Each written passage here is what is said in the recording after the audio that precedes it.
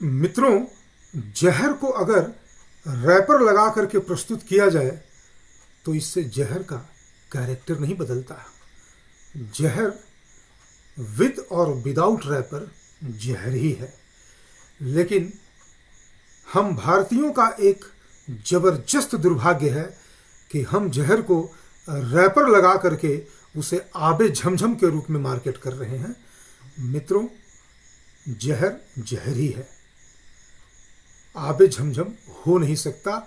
ये हमारा मुगालता है और इसी मुगालते ने हमारे देश को वर्षों तक दीमक की तरह चाटा है। और यदि हम आज सचेष्ट और सचेत नहीं हुए तो कल तक और आने वाले लंबे समय तक हमें चाटता रहेगा।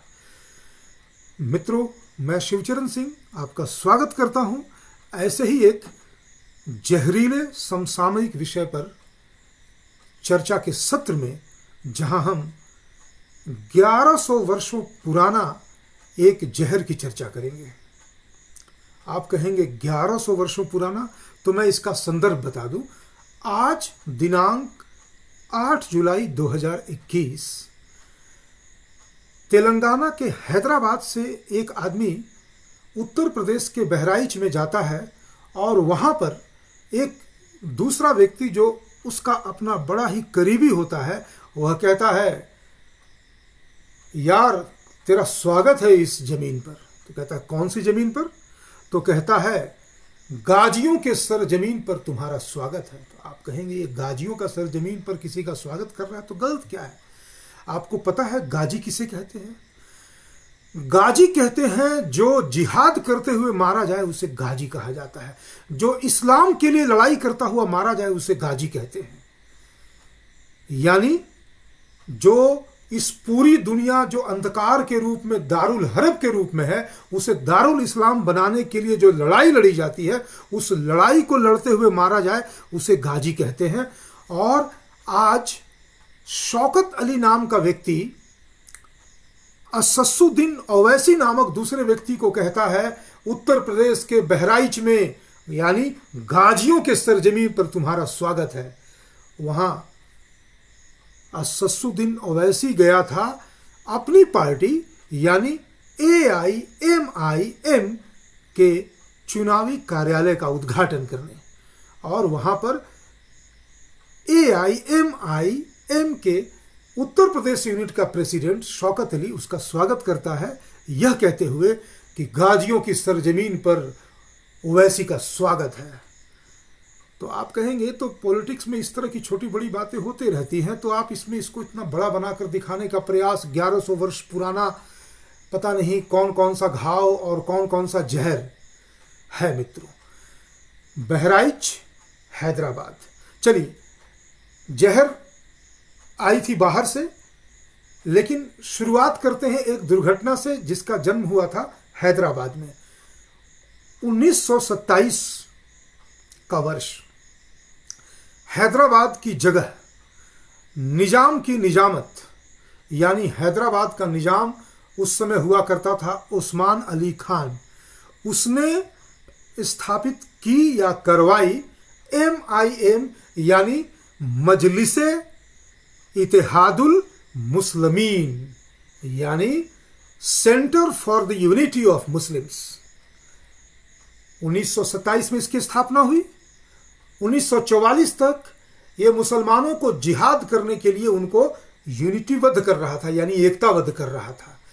1944 के आते आते देश में जो राष्ट्रीय परिदृश्य की राजधानी थी वो पूरी तरह से पार्टीशन पर केंद्रित हो चुकी थी, और निजाम को लगा कि ये जो जिन्ना है मोहम्मद अली, ये अपना पाकिस्तान ले जाएगा, उसके दोनों हाथ में लड्डू होंगे, एक तरफ पूर्वी पाकिस्तान एक तरफ पश्चिमी पाकिस्तान, और हम क्या बीच में झूलते रह जाएंगे। तो इसने कहा कि हमें भी साउथ पाकिस्तान चाहिए।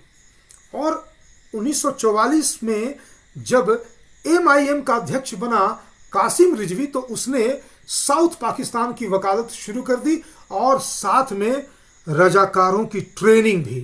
1,50,000 रजाकार यानी इस्लाम के जिहादिस्ट थे, जिन्हें एक बड़ा ही जिसे कहते हैं अभिमान में एक नाम देने का प्रयास किया है, स्टॉर्म ट्रूपर्स, आंधी और तूफान की तरह हमला करने वाले जिहादिस्ट।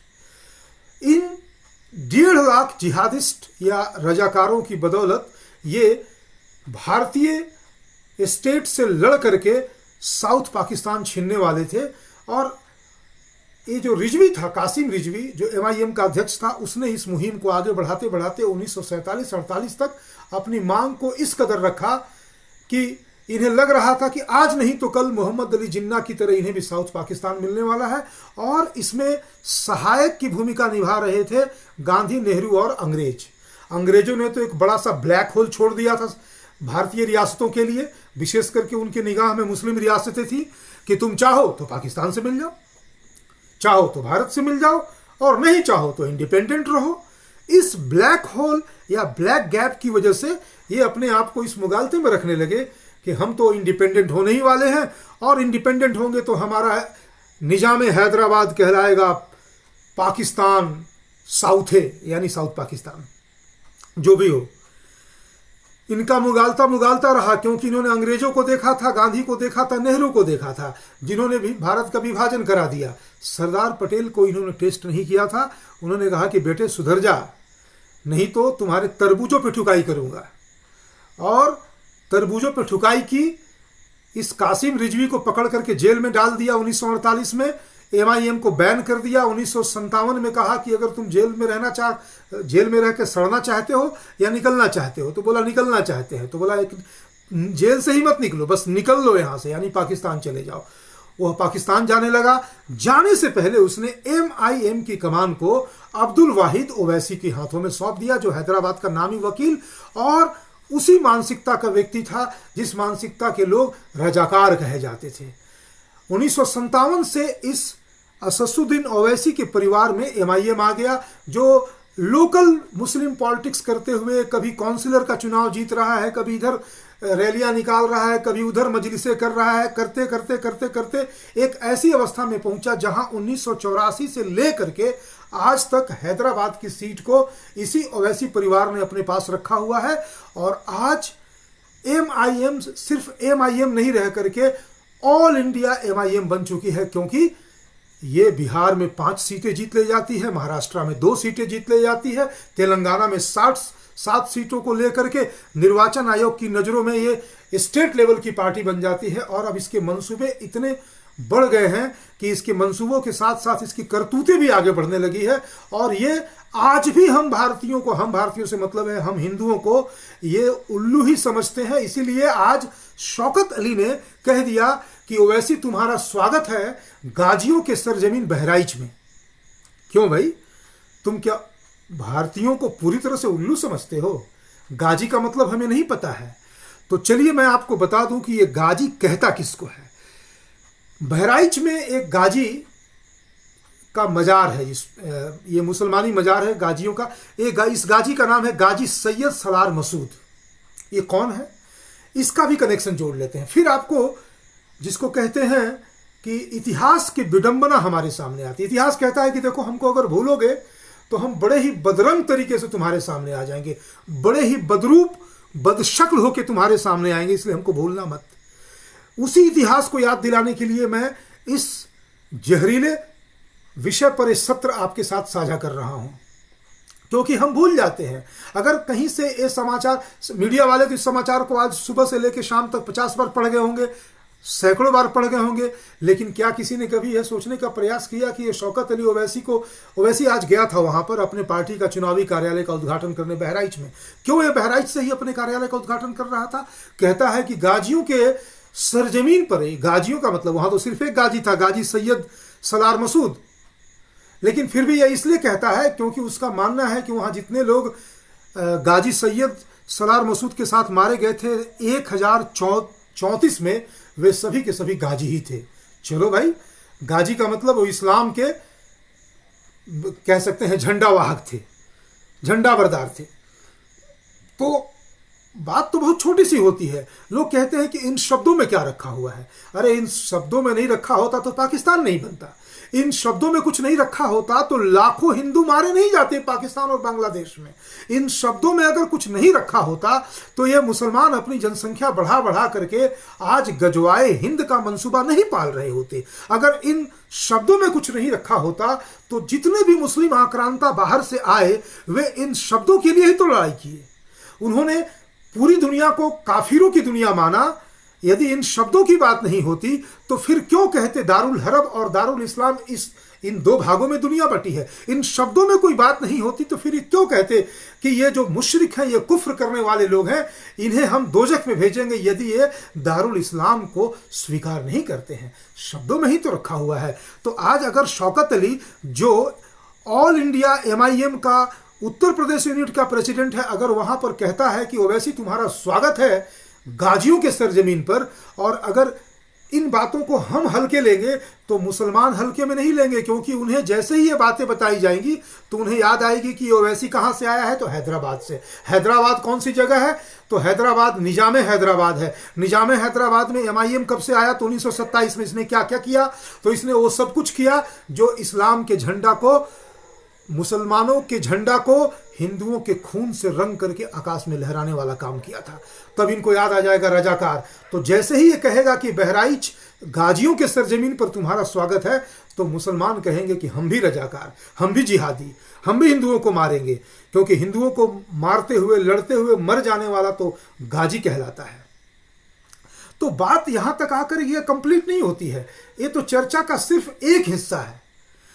तो मैं आपको बता दूं, थोड़ी चर्चा मैं कर लूं उस गाजी की जिसको लेकर के ये कहता है कि गाजियों के सरजमीन पर तुम्हारा स्वागत है। तो ये जो गाजी था, गाजी सैयद सलार मसूद, इसका पिता था सलार मसूद। वो महमूद ऑफ गजनी, जिसने 1025 में हमारे मान बिंदु सोमनाथ के मंदिर को ध्वस्त किया था, उसका वो जनरल हुआ करता था। और जब उसे इस बात की जानकारी मिली, आपको मैं बता दूं कि 712 में इस्लाम का भारत में आगमन हुआ, और उसके बाद सिंध और पश्चिमी भारत के बहुत सारे क्षेत्र धीरे धीरे इस्लाम के प्रभाव में आ गए, और वह प्रभाव धीरे धीरे करके गुजरात, राजस्थान इत्यादि जगहों पर भी फैल गया। तो लेकिन उस समय ये जो मुसलमान थे बड़े दबे कुचले अवस्था में रहते थे, छुप के रहते थे। उस समय उनका जिहाद एक दूसरे रूप का जिहाद था, जैसा जिहाद आज आप उत्तर प्रदेश में देख रहे हैं।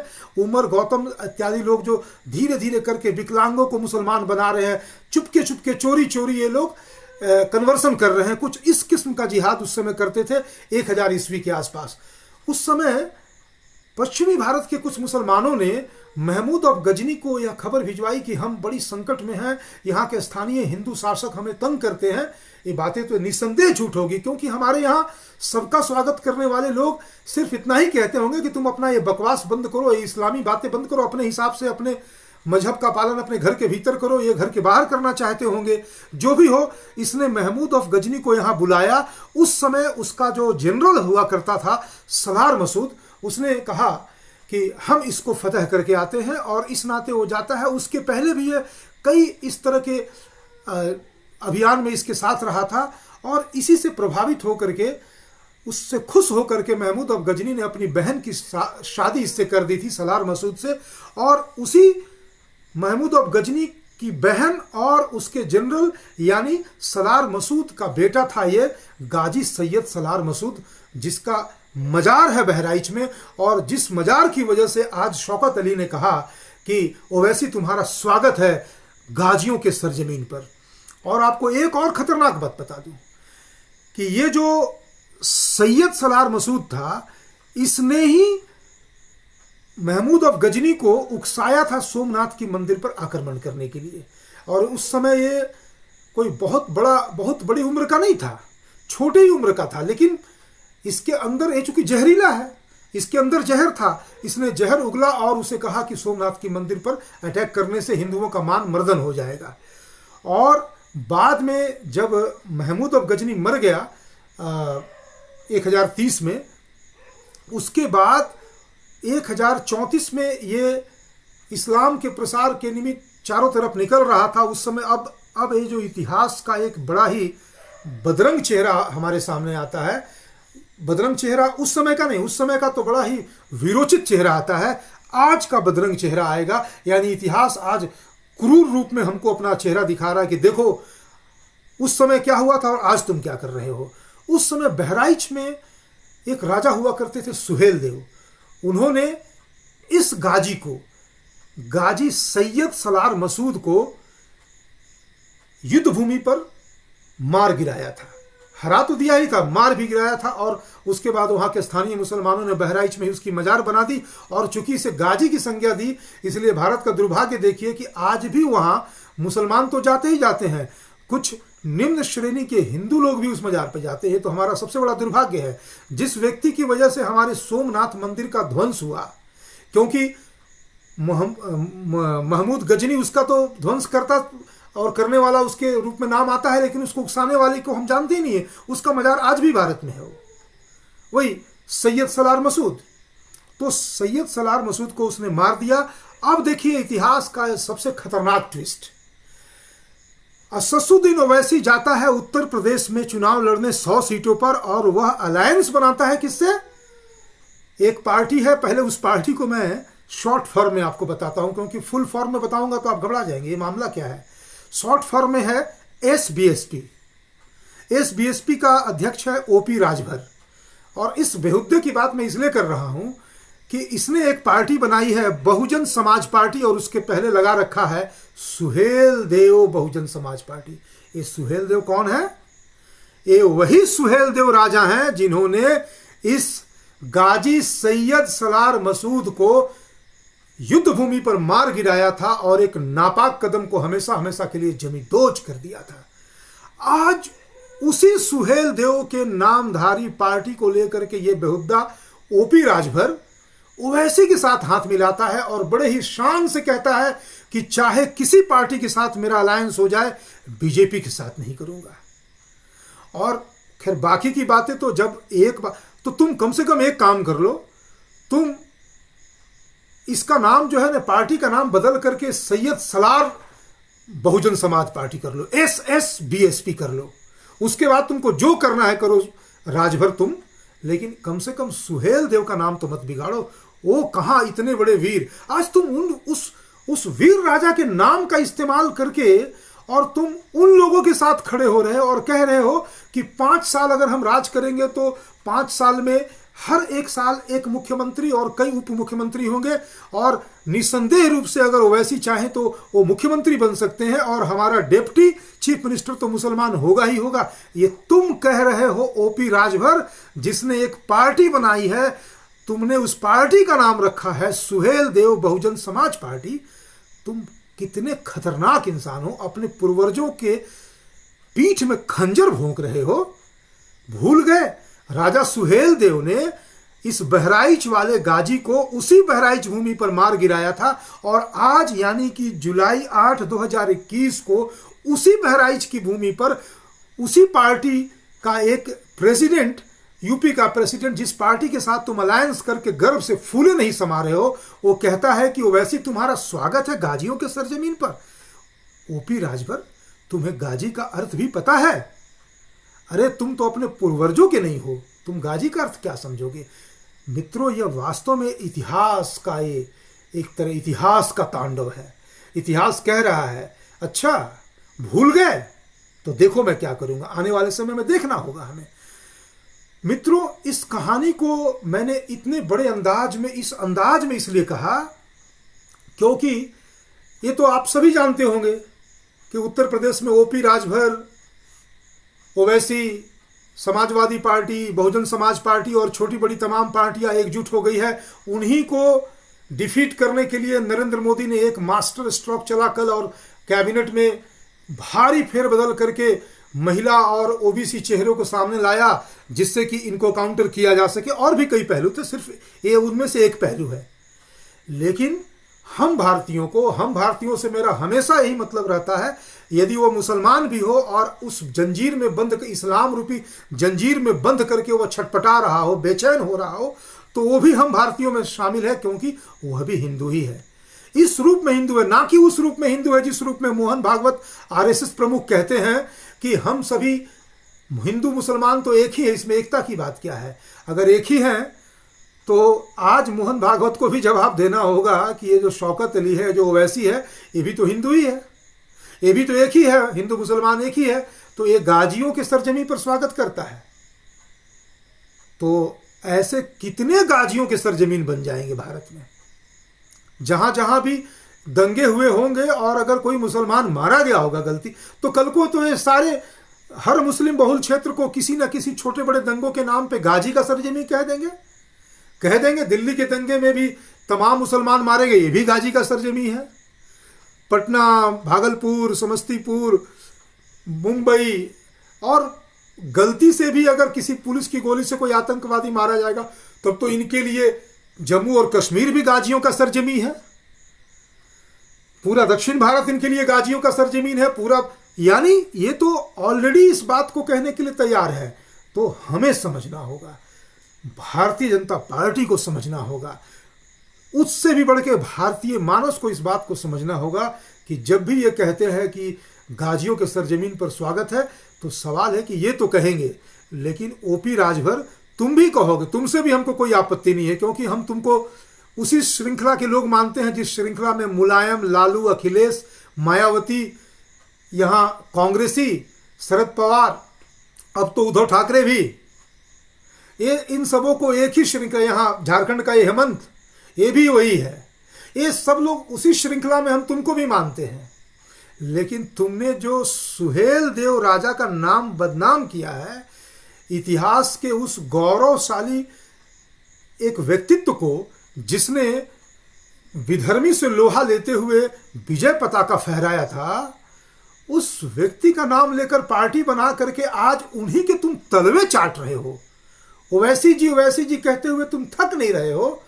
तब जाकर के हमें लगता है कि इस बात पे हंसें। ये हंसने की नहीं तो रोने की बात है। ये लोग कोई हास्यास्पद व्यक्तित्व नहीं है, ये दुर्भाग्यपूर्ण व्यक्तित्व है। और हम भारतीयों को इसको समझना होगा। किसी भी फोड़े या फुंसी को छोटा तो हरगिज नहीं समझना होगा, क्योंकि वो कल को कैंसरस हो जाएगा। जिन दिनों एमआईएम की स्थापना हुई होगी हैदराबाद निजाम के द्वारा, उन दिनों वो तो हैदराबाद के आसपास के मुसलमानों के बीच में एक जिहादिस्ट मानसिकता को लेकर हुई होगी। लेकिन आज जो दृश्य हमारे सामने दिख रहा है 93 वर्ष बाद, वो क्या है? हम भूले बैठे हैं। इतिहास को हम भूलेंगे तो इतिहास एक बदरंग रूप में, एक बदशक्ल रूप में आएगा, लेकिन दोहराएगा बहुत ही खतरनाक तरीके से, बहुत ही क्रूर तरीके से। लेकिन इस बीच में सिर्फ इतनी बात कह करके आज की बात को मैं निष्कर्षतः उपसंहारित करूंगा कि इस्लाम एक जहर है, और इस जहर के पर्याय बन चुके मुसलमान, चाहे आप उन्हें कोई नाम दे दे, राजनेता कह ले, एमपी कह दे, एमएलए कह दे, उनके नामों को छुपाने के लिए AIMIM कह दे, लेकिन MIM कभी भी रहेगा तो वो यही रहेगा, मजलिसे इत्तेहादुल मुसलमीन, जिसकी स्थापना हैदराबाद के निजाम ने की थी और जिसने बाद में भारत से लड़ने के लिए 1.5 लाख रजाकारों के साथ जंग का आगाज किया था। इसीलिए जहर को रैप कर देने से जहर का कैरेक्टर नहीं बदलता। इस बात को जब हम याद रखेंगे तो इनके गलत मंसूबे कभी भी भारतीय भूमि पर हावी नहीं हो पाएंगे, और जब भूलेंगे तो वही होगा जो आज ओपी राजभर कर रहा है यूपी में। नाम रखे हुए है सुहेल देव बहुजन समाज पार्टी, और काम कर रहा है मजलिसे मुस्लिमीन का। चलो तुम करके देख लो, परिणाम जो भी आएगा, लेकिन अगर हम जागरूक रहें तो परिणाम जो भी नहीं आएगा, परिणाम वही आएगा जो हम चाहेंगे। धन्यवाद मित्रों।